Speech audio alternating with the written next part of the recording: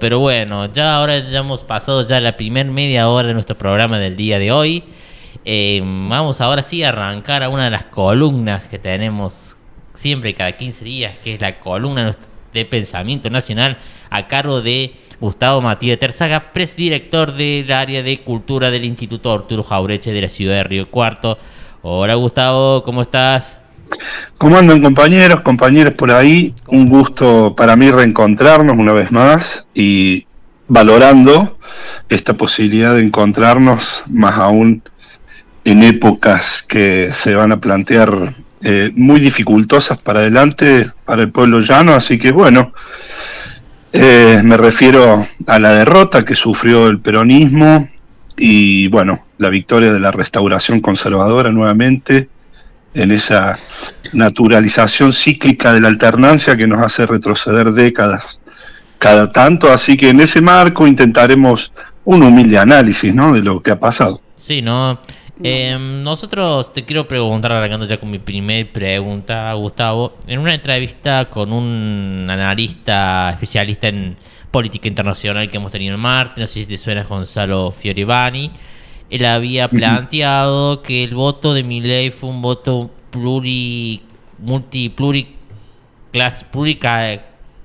clasista, sí, porque se vio que mucha gente, sí, del más rico al más voto, al más rico al más pobre, votaron a Milei sabiendo de que para los sectores más ricos, más pobres es su verdugo. ¿Cómo podés entenderlo y cómo se lo puede abordar del pensamiento nacional este voto? Bueno, algo dijimos, recuerdan, en una columna después de las PASO, ¿no?, analizando el voto, el mensaje de las urnas. Yo coincido, es un voto pluriclasista, digamos, encuentra representación Milei en todos los estratos sociales, digamos, no solamente imaginamos gente que adhiere, que vive en la Recoleta o en las capitales provinciales solamente, no. De hecho, por ejemplo, aquí en Río Cuarto, en el fondo de Alberdi, en todo Alberdi, que es un barrio típicamente, históricamente peronista, arrasó Milei con el 70 y pico %, digamos. Eso nos pone de cara a una revisión profunda en términos de esquemas sociales y de un nuevo escenario social que hay que descifrar y bueno, y hay que incorporar muchos elementos. Digamos, los electores en esta ocasión le cobraron al oficialismo, bueno, 10 años de recesión económica y sus consecuencias, ¿no? Hace tiempo que millones de compatriotas están sumergidos en la pobreza y eso influyó claramente en las urnas y eso atraviesa todas las clases sociales y para peor, en estos últimos 2 años la alta inflación le complicó aún más la situación a los laburantes y a sus familias. En la Argentina actual se puede ser pobre aún teniendo un título universitario y trabajo en blanco, digamos, no hay que estar sumido en la pobreza.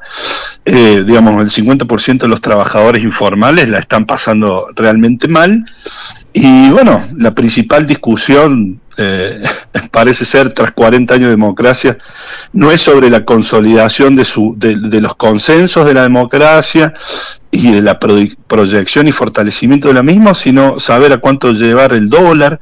Digamos, hay allí algo, también hay un componente profundamente ideológico, ¿no? Un concepto también que se aloja en las clases medias fuertemente antiperonista y cipayo también, que cuando está, digamos, profundamente arraigado en el parietal izquierdo de los sectores medios, no se admite mucha prueba en contrario. Uno advertía, che, si vas a votar por Milei, ya lo anunció, vas a perder laburo, y si lo conservas tu sueldo se va a depreciar una enormidad, no vas a ganar en dólares, ni vas a poder ir a Miami como quien va a la costa argentina. Y la respuesta es: no creo que lo haga, pero che, lo anunció, pero no creo que lo va a hacer. En fin, todo un nuevo repertorio de discursos, ya no en las estructuras territoriales, los pasacalles, en la publicidad, la militancia, sino en acciones mediante plataformas emergentes, en particular en TikTok. Bueno, allí nos anticiparon una victoria cultural, digamos, con los jóvenes, ocupando primero ese espacio con un discurso disruptivo, pero vacío de significado para un vasto sector de la sociedad, y en especial en la juventud precarizada.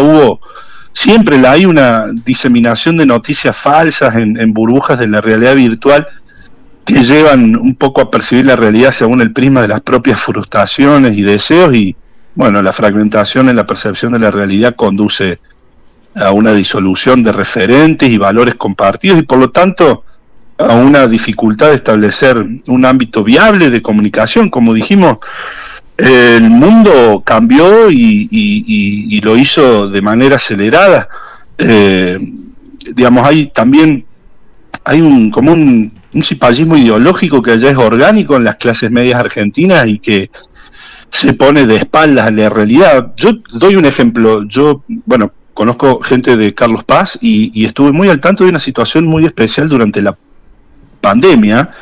El director del hospital de Carlos Paz falleció, y falleció en una marcha antipandemia que él mismo convocó, contagiado por el COVID, y murió, digamos, ¿no?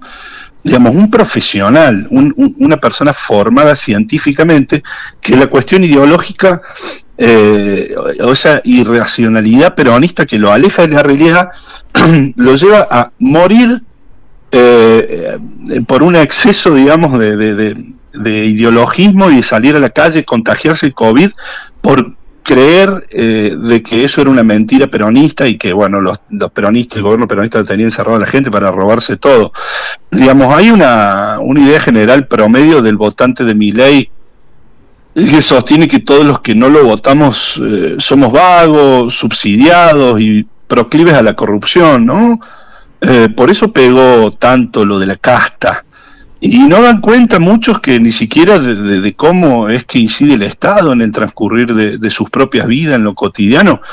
Ha calado en los años mucho el odio antiperonista, y ahora hacia la política, adjudicándole el argumento que justifica todos los males de la Argentina, ¿no? Desconociendo que la falta de plato de comida de la gente y la migración del capital del trabajo argentino hacia la mantención del nivel de vida de las clases medias norteamericanas y europeos se va por los puertos controlados por las multinacionales, sin presencia estatal, del río Paraná, y también por la fuga financiera en los bancos. Es muy extraño. Lo que generan la riqueza ahora son todos vagos, sindicatos, cooperativas, movimientos sociales, qué sé yo. Macri no trabajó estrictamente nunca realizando una actividad productiva legítima, genuina, pero bueno, corre con la suerte de los ricos que no roban, y es adorado por amplios sectores de la clase media, ¿no? Allí está el elemento de lo aspiracional, porque la gente lo que quiere muchas veces en la clase media de ver son fajos de dólares que no tiene, bóvedas, muros llenos de dólares, incluso panteones llenos de guita. Pero si Macri fuga el préstamo más grande en la historia del FMI entero, no es tema de la sobremesa. Pero bueno, eso no tiene morbo. Claro, Gustavo, ahora te habla Sofía Corrales. Hola, Sofía. ¿Cómo estás, Gustavo? Yo te quería preguntar, Gustavo, o si, a ver, si ya estamos en ese replanteamiento después de estos resultados electorales, ¿cómo o cuándo crees que es momento y cómo podemos volver a rescatar a las mayorías, el pueblo, para lo nacional y popular o hacia el peronismo? Bien, Sofi, yo personalmente soy partidario de mantener actitudes que favorezcan la unidad de las fuerzas nacionales, pero también de intentar ejercer la crítica y la caracterización de todo lo que se dice y lo que se ve, y de integrar la mayor cantidad de elementos y variables a la hora de intentar un diagnóstico lo más racional posible. Y lo que vemos, digamos, en un análisis profundo, es una gran crisis en el peronismo, ¿no? Creo que, a excepción del Gito Infran en Formosa, el resto de los gobernadores carecen por completo de una visión nacional y se dedican a representar a sus burguesías agrarias y comerciales desde la provincia, todo en nombre del federalismo, claro, ¿no? Y ahí lo vemos a Franco Moguetta del gabinete de Schiaretti, a al transporte de la nación, un referente ya de Juan Schiaretti que cumplirá funciones en la gestión Milei. Creo que no hay mucho para agregar cuando intento caracterizar de la crisis en la que está sumido el peronismo y su representación, ¿no?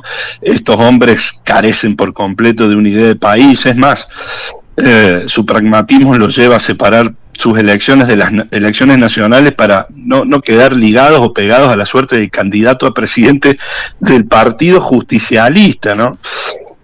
Bueno, me parece que desde la muerte de Néstor no encontramos una brújula política para organizar el movimiento. Sufrimos derrotas nacionales en 2013, 2015 con Macri, 2017, 2021 las legislativas pasadas y ahora en 2023, ¿no? En estos 4 años el justicialismo no, pese a que teníamos para organizar el poder ejecutivo y gobernadores, intendentes, sindicatos, pensadores y organizaciones libres, bueno, ha primado un vaciamiento fenomenal del peronismo y sus banderas que no logró superar el corsé de un Estado liberal, democrático, formal, ¿no? Y neocolonial, sumado también a la adopción de un perfil progresista, liberal.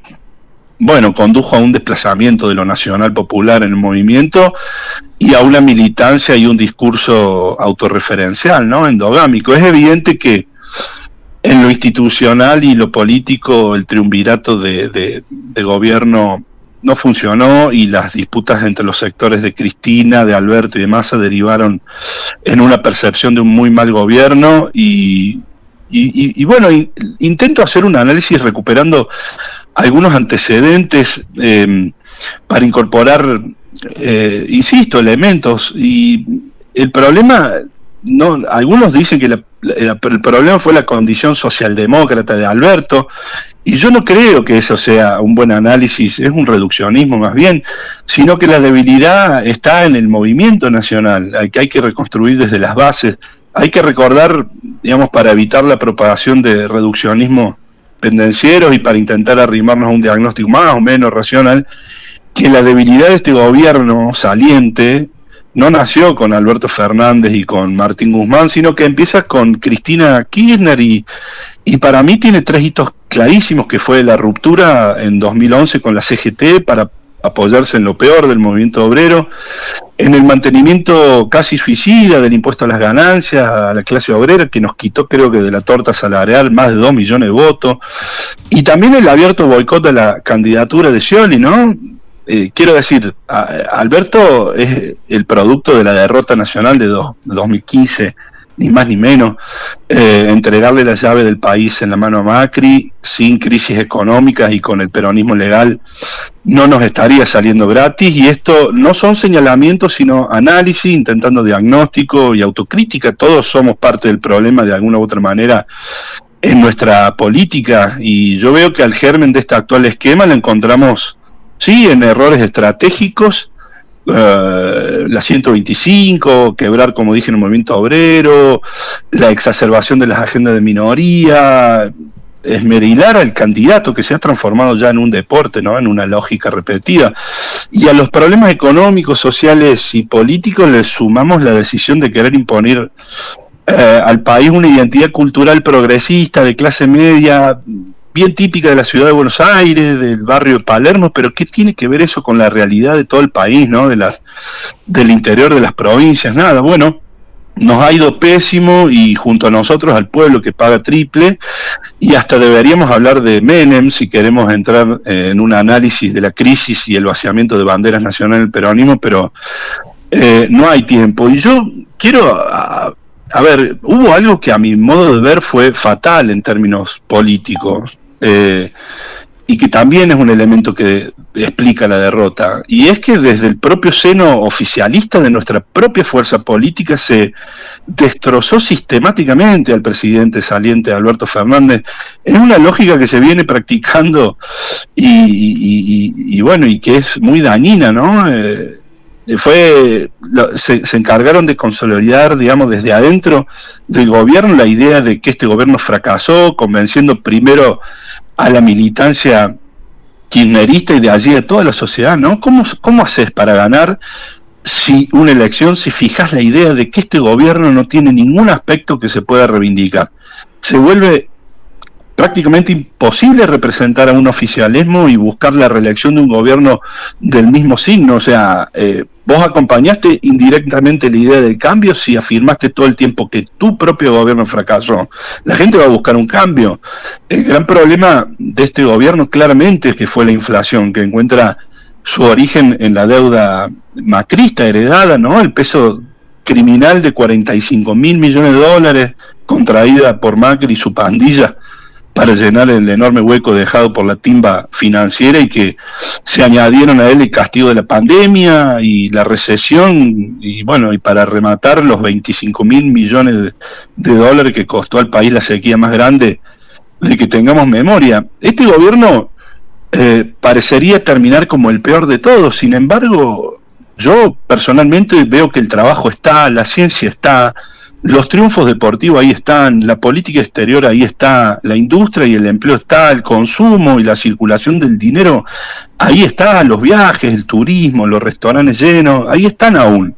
Se recuperó YPF, aerolíneas, se construyó el gasoducto Néstor Kirchner, se potenció Vaca Muerta y se fortalecieron los aportes a la tecnología, una buena política de salud, de educación y ciencia. Entonces, el desánimo fue impulsado por la propia crítica oficial desde adentro y nadie sobrevive a eso políticamente. Digamos, ¿qué buscan con esto sino minimizar las chances de que la misma fuerza política reelija?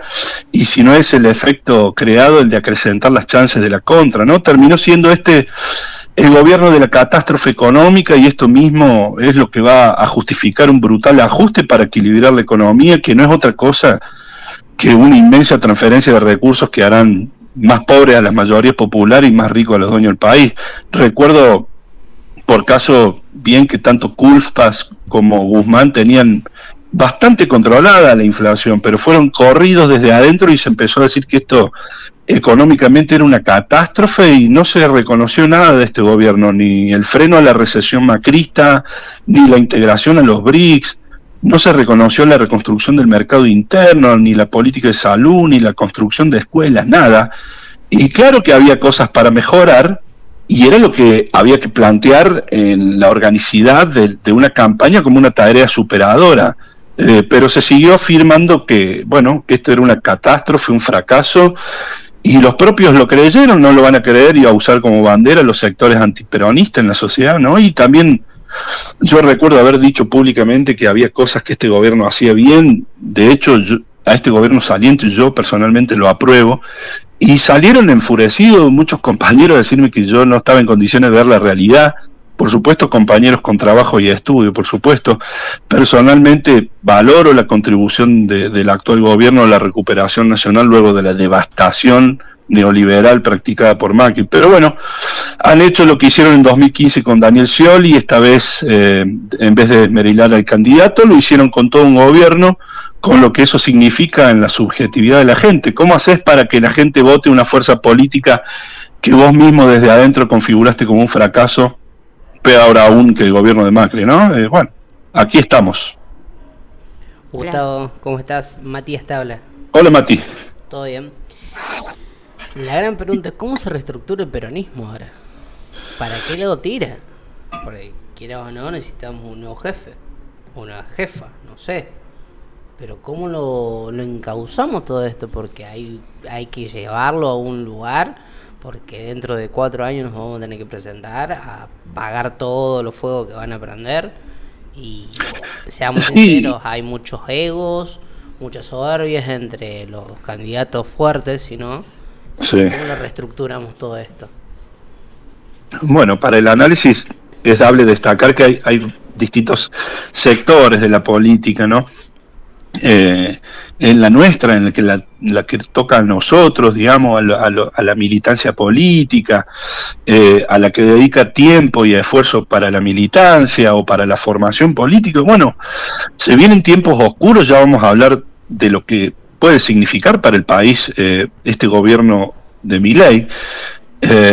Bueno, ellos querrán quebrar nuestra voluntad de lucha, digamos, eso es así, y por eso hay que saber que el pesimismo es enemigo, ¿no? De las fuerzas nacionales. Necesitamos del optimismo, de la claridad de miras, de la voluntad para reducir los daños e ir prefigurando el momento político post-libertario junto al pueblo llano, ¿no? Bien cerquita. Habrá que recuperar el peronismo, hay que decirlo fuertemente, se ha puesto de espalda a las sensibilidades y a las necesidades vitales del pueblo llano, ¿no? Ha habido una especie de política profesional y de una exacerbación del pragmatismo político que ha quitado sensibilidad en las manos de quienes conducen el peronismo.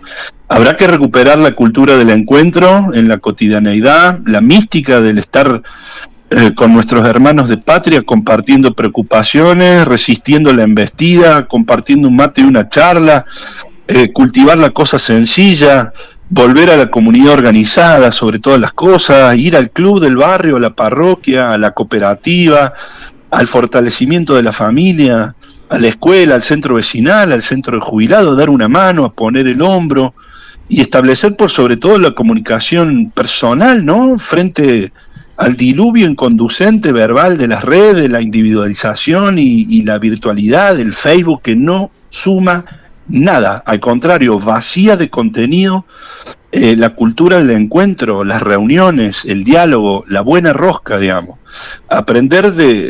Hay que aprender inevitablemente ahora de los procesos de recomposición social que ya han desarrollado organizaciones de la economía popular. Ellos tienen mucha experiencia en esta resistencia, que trabajan sobre, el segmento excluido y precarizado de la sociedad, y como decía recién, revalorizar la organización colectiva, haciendo frente, a los futuros y fuertes procesos disolventes que se van a venir, ¿no? Y hay que establecer mecanismos inteligentes y permanentes de formación política, sin lo cual nuestra propia militancia, nuestros propios futuros funcionarios y nuestra base social son ideológicamente formateados por el neoliberalismo y el posmodernismo, digamos.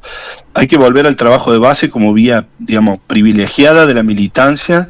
Ni la gestión ni las redes sociales pueden reemplazar nunca más el valor del encuentro con el otro, para enriquecerse a la hora de compartir, para enriquecerse con el acompañamiento a los padecimientos mutuos colectivos, en el compromiso físico real, a despertar todos los sentidos, en el contacto con el pueblo, veamos, con sus luchas que vendrán y que serán muchas y muy costosas, y sobre todo hay que perder el temor a la autocrítica, que es necesaria, pero no con la autocrítica moral, como diciendo el peronismo tiene la culpa. No. El peronismo siempre suele arrojarse arriba de la granada para minimizar el daño de la explosión de la bomba que dejan los neoliberales cuando vuelven en la alternancia a las restauraciones conservadores, pero digo, el temor al perder el temor a la autocrítica, que es necesaria para rectificar y superar nuestras limitaciones. Un poco la autocrítica dentro del peronismo es un poco el gen y la semilla de la reconstrucción y del renacer. En fin, comunidad organizada para resistir, sobrevivir sin poner mártires, economía de guerra familiar y solidaria y economía de fuerza, como nos enseñó Perón y como lo planteaba Perón, golpear donde y cuando más le duela al enemigo, identificar el momento. Necesitamos reorganizar el movimiento nacional, necesitamos un mito movilizador, reconstruir la mística y la rebeldía, y precisamos reconstruir con urgencia, con profundidad y perspectiva estratégica, fuerzas aptas para sostener una resistencia que va a ser extensa y sobre todo actualizar doctrinariamente el movimiento nacional.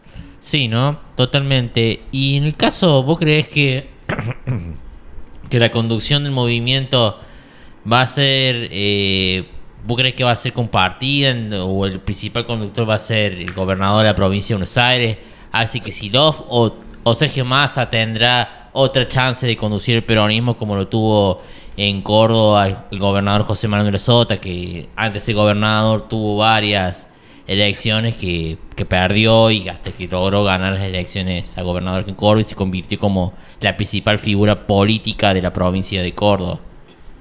Bueno, eso es muy pronto, Kevin, para establecerlo, ¿no? Y para definirlo, pero bueno, por supuesto que el bastión de la provincia de Buenos Aires, bueno, parecen dos choques de trenes, ¿no? Con un gobierno nacional de las características cipayas, entreguistas, con un gobernador que es un laburante de la política para el pueblo, como Axel Kicillof, y es demasiado pronto para establecer alrededor de qué líderes políticos se va a reorganizar el peronismo, pero bueno, lo que viene, yo lo resumo en dos palabras, es neomenemismo más macrismo de amigos. Vamos a ver a los bancos, a los medios corporativos, a la justicia cómplice y fuerzas de seguridad para reprimir. Me parece que no hay nada que escape a estas premisas, no habrá paz y bueno, la oposición, digamos, será perseguida. Bueno, Argentina enviará tropas a guerras ajenas. Esto ya lo vimos, se propagará un poco la violencia en todos los planos de la vida. Esto es así, porque el país está en peligro, porque el triunfo de la libertad avanza, amenaza las ya de por sí frágiles, digamos, defensas que protegen nuestra soberanía. Milei es, a mi modo de ver, conceptualmente mucho más antinacional incluso que Videla y Martínez de Oz, y hasta incluso que Macri, y voy a argumentar porque si no puede ser malentendido esto, porque Videla y Martínez de Oz, a pesar de ser cipayos, entreguistas y antinacionales, violentos y desalmados, preservaron recursos y empresas estratégicas, porque me parece que siempre en algún núcleo de las Fuerzas Armadas, más allá de su formación cipaya, se preserva alguna cuestión de interés nacional con respecto a, no sé, a empresas estratégicas o a la política de energía. Bueno, no se despojaron de ellas, y más antinacional Milei que el propio Macri, ¿no? Que fue más gradualista, digamos. Y bueno, que casi 15 millones de argentinos lo hayan votado a Milei es realmente preocupante, porque barrió en casi todo el país y se apresta a abordar desde la presidencia un programa de corte radicalmente reaccionario, ¿no? Y entrocado en todo lo peor que le ha pasado y que ha atravesado nuestra vida nacional desde el 55 para acá, ¿no? Y lo hace armado con la legitimación que le da una abrumadora votación popular, digamos, la legitimidad que da el voto, y más con una amplia diferencia. Igual hay que ver los resultados finales, pero son casi 15 millones de argentinos, le otorgan muchísima espalda a Milei para hacer desastre y tener continuidad, a pesar de la tragedia que van a causar sus políticas de hambre, de aperturismo, de libre mercado, de represión, privatizaciones y entrega. En cuanto a lo que podemos esperar del gobierno que inicia el 10 de diciembre, bueno, es evidente que estamos frente a un escenario mucho más adverso que el del 2015 al 2019, ¿no? En aquel momento Mauricio Macri asumió con una memoria colectiva de los 12 años de la década ganada, ¿no? Con reservas en las cuentas de la clase media y en las heladeras y capacidad de ahorro. Y Macri asumió en una alianza con sectores que lo obligaban a moderar sus acciones y sus discursos, pero hoy la memoria inmediata es del mal gobierno del Frente de Todos, y la Libertad Avanza asume sin alianzas, ¿no? Con que lo condicionen, más allá de que deberá establecer para poder aprobar leyes en el Congreso. Es cierto que el macrismo en aquel entonces contaba con más poder político en el orden territorial, mientras que Milei asume, digamos, su presidencia sin una base organizada por debajo, pero el tipo se va a dar maña para estructurar su poder. No obstante, esa inserción se la dará el PRO y gran parte del radicalismo, que no tengo duda se plegará al oficialismo, ¿no? El radicalismo siempre está ahí. Así que, bueno, en síntesis, son pésimos pronósticos, y para ajustar un 13% del gasto público hay que despedir empleados públicos, recortar jubilación y bajar salarios. Ya lo vimos, ya se hizo, esto no es ningún cambio, es volver a los antecedentes peores para la sociedad argentina. Lo vimos con Domingo Felipe Cavallo, creo que en el año 93, con Patricia Bullrich en el año 2000, Alfonso Prat en el 2016. Bueno, todos esos votaron a Macri, están a Milei, están con Milei. se va a parar la obra pública y no sé, allí caerán 300.000 puestos de trabajo y empieza la recesión económica, las privatizaciones dejarán sin trabajo otras 300.000, 400.000 personas, la recesión se va a agudizar y luego viene una reforma jubilatoria, ¿no? Y ahí propician las condiciones objetivas para llevarse puesto, y ahí veremos el rol del movimiento obrero en las calles, ¿no? Como un último dique oligárquico antiimperialista. Bueno, ya vemos, Damián Reidel acaba de confirmarse titular del Banco Central, fue articulador de la fuga de capitales generada durante el macrismo, ¿no? Expresidente segundo del Banco Central durante la gestión de Sturzenegger, y al igual que Luis Caputo, que creo que ya ha sido confirmado como ministro de Economía, ¿no? Un timbero con pasado en JP Morgan. Bueno, otra vez Mauricio Macri, con una jugada de titiritero, se ha constituido en el mentor y dotará a Milei de un equipo, bueno, listo para repetir la experiencia de 2015-2019, solo que esta vez sin gradualismo, a gran velocidad y predispuesto a recurrir a la violencia para reprimir la protesta social, que seguramente la aplicación de la famosa motosierra con la que ganó Milei va a generar en los sectores más desfavorecidos.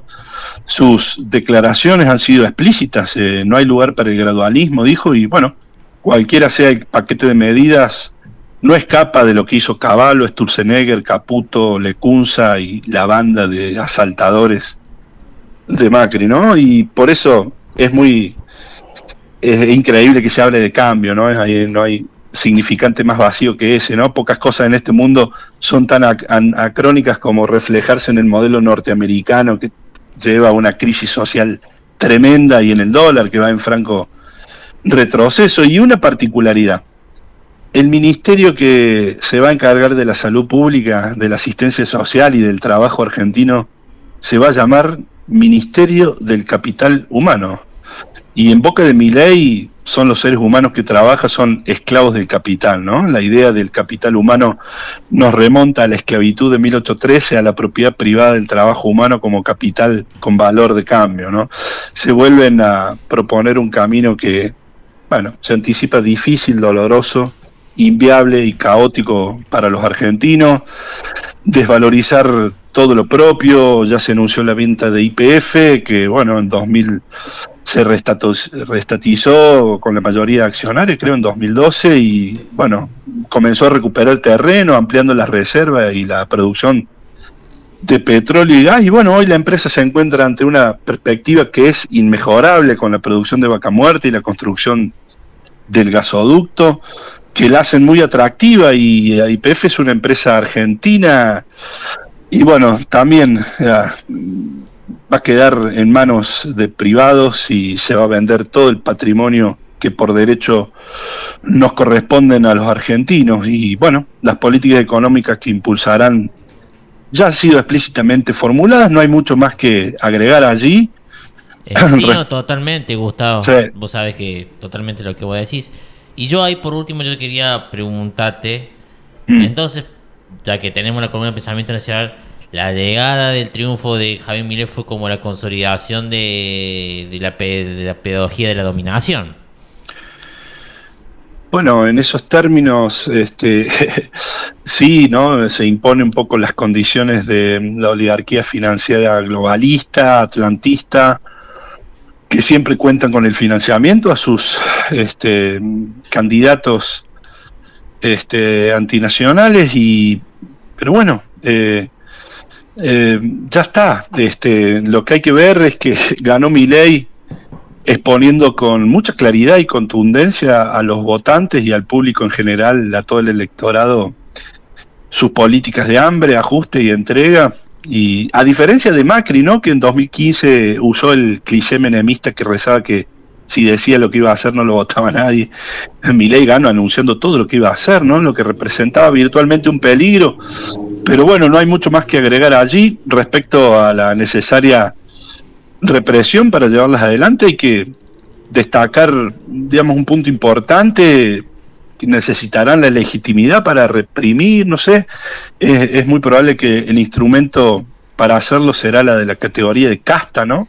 Que dejará de ser solo la clase política para convertirse en todo aquello que se oponga a las transformaciones, es decir, no ya meramente los políticos, sino también ya incluidos en la casta los sindicatos, los movimientos sociales, las universidades, los intelectuales, en fin, todo lo que se enfrente a sus planes. Si avanzan en su versión más extrema, y creo que lo intentarán, es probable, digamos, que la casta sea reelaborada como concepto que legitime la exclusión del otro del Estado de Derecho.